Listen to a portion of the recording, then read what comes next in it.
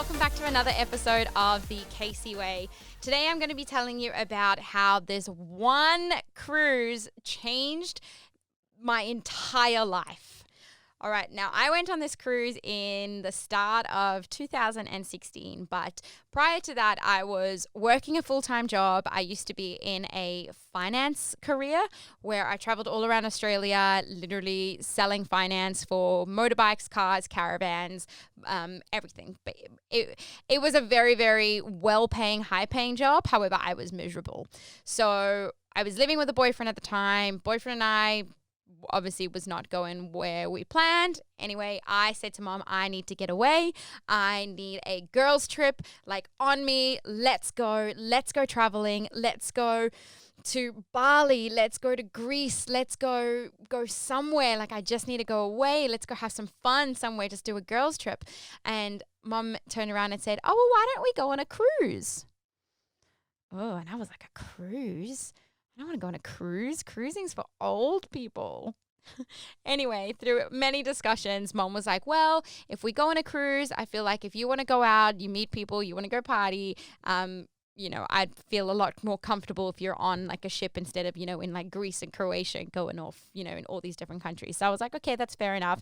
I also need a good amount of time to just relax, switch off, read a book and chill out. Even if for 10 days, I just have to like chill out on the pool deck, then that's fine. I'm cool with that. So we booked this cruise and I think it was like 3 months later, we were going on board, and by the second day on board, like we walked onto the ship and I remember walking on there going, wow, this is not what I was expecting. This was not what I was expecting at all. The ship that we went on was sailing out of Sydney. It was the Carnival Spirit. And we were doing a 10-day trip around like all the Pacific Islands. So it was like 2 days out to the islands and like 4 days around the islands, and then 2 days back. And we've gone on board and again, I don't know what I was expecting. I was expecting to be boring and a bunch of old people and, not much going on. But if you've ever been on a carnival ship, that is like the last thing. Boring is like the last word that you could use for a carnival ship. Like there is so much entertainment and so much going on everywhere that it's literally impossible to be bored. So we've gotten on this cruise and literally by the second day, I've almost like destiny has whacked me in the face going, what the hell are you doing with your life, Casey? This is what you need to be doing. And by the second day, I knew it. Like when you just know something, you know it in your core. I was sitting there going, I'm going to be up on that stage. I'm going to be up on that stage. I still had no idea how I was going to do it. I still had a full-time job, which I didn't know how I was going to leave. Still kind of had this relationship that was obviously on the edge, but it was still there. But somehow I knew that this was something that I needed to do.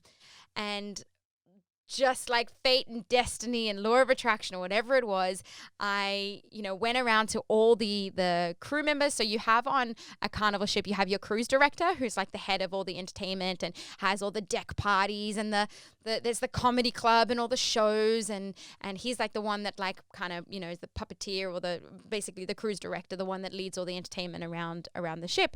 And then he's got his team below him, or he or she, has their team below them, who are called the Fun Squad.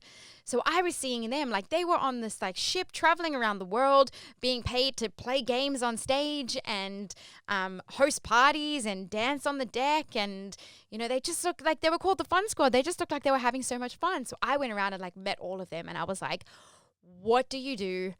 How do you do this? Like, I need to do this. Like, I need to be this. And basically they told me how. I became really good friends with the cruise director, got in touch with the cruise director. We became really, really good friends. And as soon as I got off that ship, I said, I don't know what's going to happen, but I'm just going to apply and just see what happens. And that was it. I walked off the ship, life completely changed, applied to be on there the next day that I got off. I put my application in, did the video, did everything. They called me up. I think it was like a week later, they called me up and they're like, well, this is really good timing because we only do auditions in Australia twice a year. And we've actually got the audition in Sydney next week. Can you make it? And I was like, yes. I'm there. I'm there. Absolutely. I'm there. I'm coming. Also one of the coolest like interviews I've ever been to. Now at this stage, I've still got, everything set up at home. I was like, I don't know how this is going to happen, but it's going to happen. I went to this interview and we basically played games the entire time. We did that liars club where it's like two truths and a lie, and you've got to try and figure out who was lying. We did a couple of team things. Some people that went there like had never even ever been on a cruise, and I was like, how come you're applying to work on one if you've never been on one? Like, what do you know? How do you know what you're in for? But anyway, a few of them got on. Absolutely loved the interview, and the next day they phoned me and they said, "Yep, we would like to offer you a position on board." And I went absolutely through the roof. I was like, yes. I was like, okay, oh shit, now I need to figure out what the hell I'm doing with my life. So I went home, spoke to my boss, who was actually my father at the time. So it was a family business I was working for, which made it a little bit harder to quit as well. But I was like, I need to do this. I have to go do this. I've gotten this amazing opportunity to go work on a ship.